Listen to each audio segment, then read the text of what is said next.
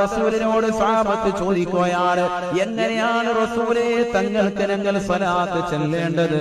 എങ്ങനെയാണ് റസൂലേ തങ്ങൾക്ക് നാം സലാം അർപ്പിക്കേണ്ടത്?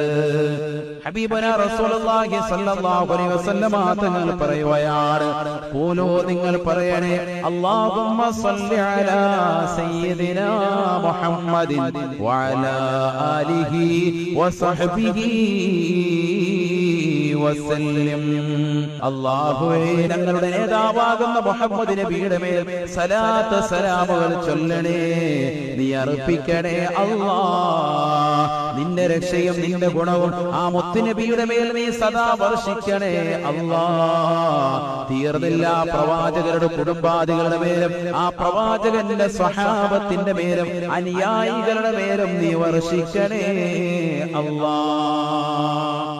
അങ്ങനെയാണ് നിങ്ങൾ സലാത്ത് സലാം അർപ്പിക്കേണ്ടത്.